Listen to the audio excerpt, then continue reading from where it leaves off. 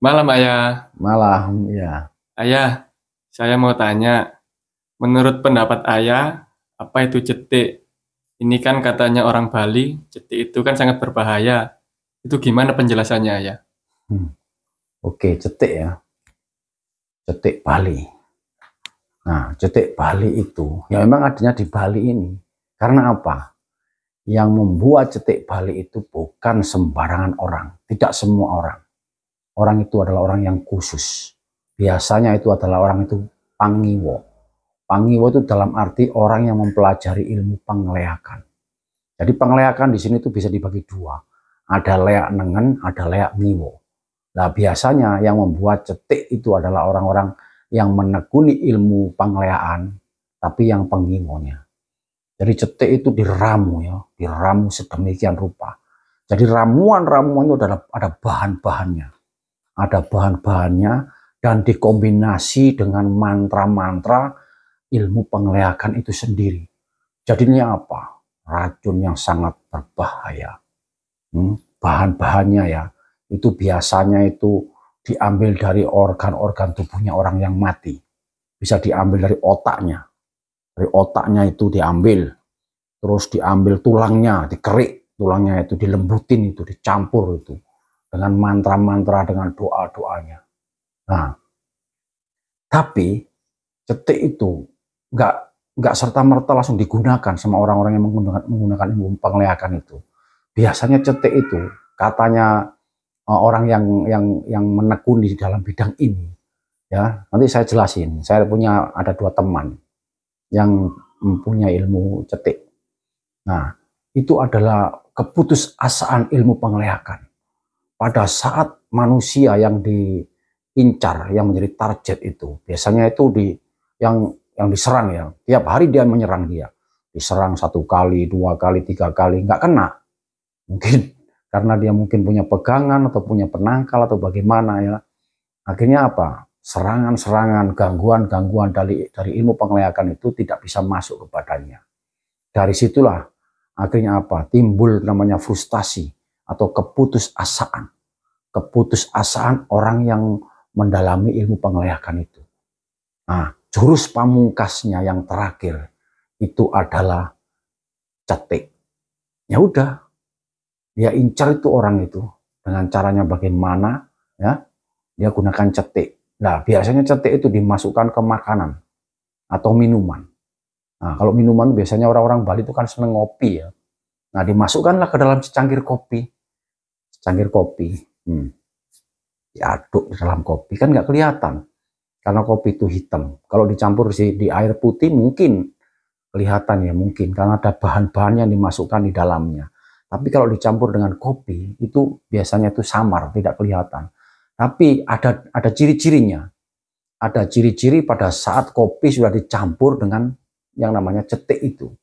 Nah, kalau kopi itu akan mau kita minum begini, kita lihat dulu. Nah, kopinya itu kelihatan tuh agak kayak warnanya itu berubah sedikit tapi nggak banyak perubahannya itu. Biasanya itu bayangan-bayangan kita itu seperti nggak kelihatan, agak memudar bayangan kita itu. Terus kopinya itu kelihatan kayak burem gitu ya, kayak butek gitu, burem, keputih-putihan dan bayangan kita itu kayak nggak kelihatan, kayak memudar gitu. Itu berarti ada cetiknya. Tapi kalau kopinya itu sudah kelihatan ya warnanya kopi seperti apa sih? Kopi biasanya itu kayak bercahaya gitu, biasa apa cahaya kita yang dipantulkan oleh kopi itu biasa, warnanya itu cerah, ya seperti layaknya kita minum kopi ya, itu berarti nggak ada cetiknya. Jadi di situ aja kita bisa apa namanya hati-hati di situ, karena biasanya itu ditaruh di kukunya dia, taruh di kuku gini. Nah biasanya mereka tuh punya kuku yang panjang kayak saya gini, taruh ini, tas ini, menyebar dari itu. Nah di situ ada kekuatan skala dan niskala. Jadi ada bahan yang dimasukkan ke dalam secangkir kopi itu atau makanan itu dan ada secara niskalanya. Nah, niskala itu adalah unsur-unsur gaib. Unsur-unsur gaib. Karena apa? Pada saat membuat bahan yang namanya cetik itu sangat amat rumit ya. Nggak sekedar tiba-tiba ada bahannya terus tiba-tiba kita campur, kita aduk ini, enggak. Itu berproses itu. Jadi bahannya itu aja bahan yang sangat berbahaya. Bayangin ya, dari organ tubuhnya orang yang mati itu diambil. Setelah itu dimantra-mantrain sama dia. Nah, setelah semuanya udah selesai antara bahan dengan mantra itu ditanam di dalam kuburan. Nah, sekian puluh hari ditanam baru diambil. Nah, itu baru bisa dibuat, bisa digunakan untuk nyetik, gitu loh. Nah, pengalaman ini saya ambil dulu waktu saya di Karangasem. Ya, saya punya teman di sana, seorang yang menekuni ilmu pengeleakan. Nah, semua orang-orang di kampung sana itu sudah pada tahu bahwa mereka itu orang itu mempunyai ilmu pengeleakan ngiwo. Bahkan ya sampai satu kampung itu nggak berani ngelewati rumahnya dia. Rumahnya dia itu terpencil di dalam kayak hutan gitu, terpencil dia. Dia menjauh dari tempat-tempatnya orang-orang yang tinggal di kampungnya. Dia agak menjauh. Nah, orang-orang semua bilang, ayah itu orang itu apa namanya punya ilmu pengeleakan. Kita semua orang di kampung sini tuh nggak berani sama dia karena dia itu kadang-kadang bisa berubah wujud, bisa jadi segala macam pokoknya. Masa sih? Ya penasaran lah saya. Akhirnya saya datengin rumahnya, saya kenalan sama dia. Saya kenalan sama orangnya itu, nggak usah disebutin namanya ya. Saya kenalan sama dia, saya berbincang-bincang ngobrol. Orangnya baik, orangnya nggak seperti yang dibicarain orang-orang itu katanya apa namanya orang ilmu pengeleaan itu orangnya jahat, orangnya itu sadis, gini menakutkan. Enggak sebenarnya. Orangnya baik, orangnya ramah, ya. Saya diberi kesempatan masuk, saya dikasih kopi, saya dikasih jajan, ngobrol, bincang-bincang enak. Nah, di situ dia juga menceritakan apa itu yang namanya cetik. Jadi cetik itu yang paling berbahaya itu katanya itu cetik apa namanya? Cetik ceroncong puluh ya, ceroncong puluh ya. Nah, cetik ceroncong puluh itu yang tadi saya ceritakan tuh bahan-bahannya diambil dari organ tubuhnya mayat dan dikombinasi dengan mantra-mantra. Makanya saya bilang cetik itu adalah kekuatan skala dan niskala ya. Jadi orang itu saya mintain keterangan. Dia bercerita semuanya, cetek itu begini Pak, gini ya. Makanya sampai saya tahu itu bagaimana sih orang itu kena cetek. Biasanya kalau orang itu udah kena cetek ceroncong puluh ya kan, itu ciri-cirinya tuh kepala, dari kepala ini. Kepala ini terasa berat, sakit ya. Terus matanya itu apa namanya kayak memerah gitu. Pokoknya yang diserang itu otaknya.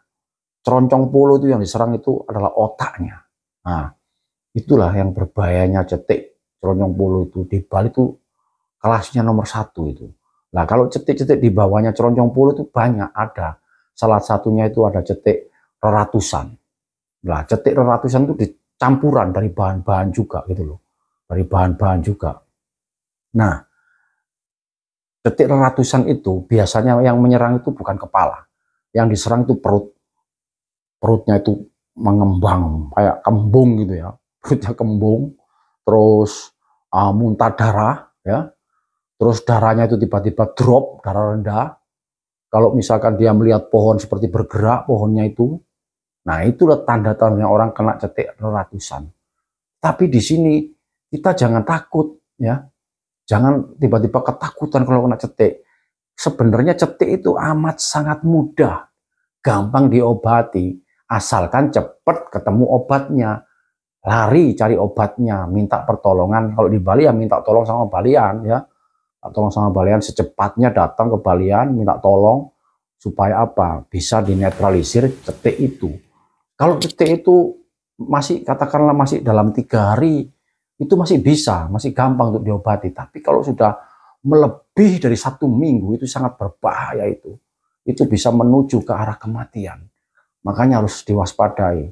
Cetik itu memang gampang diobati, tetapi pada saat kita lupa atau kita itu meremehkan bahwa wah gampang kena cetik, nggak boleh, itu bahaya. Kalau udah 1 minggu itu sudah meresap dalam tubuh kita, itu cetik itu sangat berbahaya, melekat di dalam apa? Di dalam organ tubuh kita, di dalam darah kita, mengalir di dalam pembuluh-pembuluh darah ini sangat sulit untuk diobati.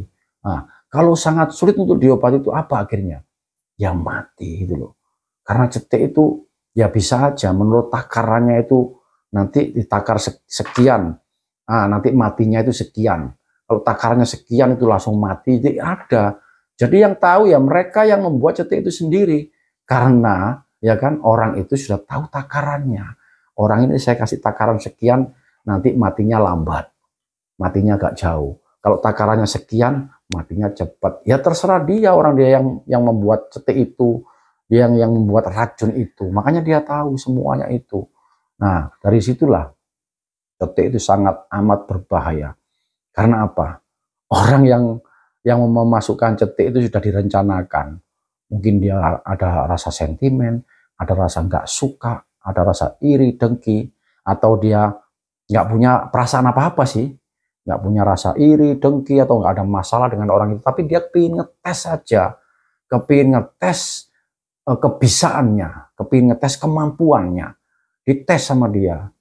Sampai saya ngomong sendiri, kok gitu Bapak? Apa namanya, salahnya apa Bapak? Orang itu sampai dicetek kayak gitu itu. Ya itu dia cerita seperti yang saya sampaikan tadi itu. Karena dia mungkin nggak suka, dia mungkin benci sama orang itu, mungkin orang itu dilihat sama dia itu merasa orang hebat, orang sombong gini, diincarlah sama dia gitu loh. Nah, pada saat dia sudah apa namanya melaksanakan tugasnya untuk melampiaskan amarahnya atau dendamnya kepada orang itu. Nah, yang kedua yaitu ya nggak ada masalah, tapi karena apa? Ya karena apa namanya kepingin ngetes saja dia. Saya hanya kepingin ngetes kok, sampai di mana sih kemampuan saya. Apa benar ini cetek yang saya buat ini sudah mujarab, sudah benar-benar jos, mantap. Nah makanya saya perlu bukti. Nah dibuktikanlah sama dia. Saya ketawa sama dia. Sampai saya giniin sama dia, ayo Pak, saya kepingin tahu bagaimana sih rasanya orang kena cetek kayak gituin. Saya suruh buat 2 gelas waktu itu. Buat 2 gelas Pak. Ayo kita ting yuk. Kayak orang-orang minum tua itu loh Pak, tak gituin. Coba ting yuk, kita minum yuk gitu. Orang-orang kalau di bar-bar itu kebanyakan ting gitu Pak ya. Ayo kita ting yuk berdua Pak. Gak mau dia, wih jangan ayah, mati saya katanya gitu. Loh, masa Bapak yang buat, Bapak kan yang buat takut. Iya kalau saya nanti bisa ngobati diri saya sendiri. Biasanya itu kan untuk mengobati diri sendiri itu kan susah, sulit itu. Saya nggak mau saya. Enak nanti ayah bisa ngobatin diri sendiri bisa. Lalu saya kan nggak bisa. Karena biasanya itu saya buat itu, saya nggak bisa untuk ngobati diri saya sendiri itu sulit. Ya, akhirnya dia nggak mau, dia saya ajak minum cetek dua gelas tadi itu dia. Saya ketawa aja. Ya cuma kepingin ngetes aja bagaimana sih rasanya kita itu kena cetek itu gimana sih. Saya buatin dah dua gelas Pak. Nah, yang kedua pada saat yang di Singaraja sana saya dulu Pak gitu saya. Saya suruh buat, ayo Pak kita buat Pak. Kita buat ceteknya, kita minum gimana sih rasanya. Bapak punya penawarnya nggak Pak? Ya ada sih penawarnya, tapi janganlah bahaya ini. Ya nanti kalau penawarnya itu bener, artinya itu cocok. Saya memang bisa buat, bisa nyetek orang, tapi untuk minum sendiri saya belum pernah saya. Nanti saya minum sendiri mati saya katanya, dia bilang gitu. Ya nggak apa-apa Pak, mati sekarang besok sama aja kan gitu. Ya enggak mau, saya enggak mau. Cuman ini aja saya tunjukin aja ini barang-barang yang saya buat cetek orang itu ini. Jadi pengalaman saya langsung ini 2 orang, yaitu orang dari Karangasem, yang satunya itu orang dari Singaraja. Oke ya, pesan saya ya kan, cetek itu memang sangat berbahaya. Kalau sudah lebih 1 minggu kena tubuh itu sangat berbahaya. Tapi kalau baru kena 1, 2 sampai 3 hari itu sangat mudah dan gampang. Ya, siapapun yang kena cetek silakan hubungi saya. Itu gampang sekali. Itu pesan saya.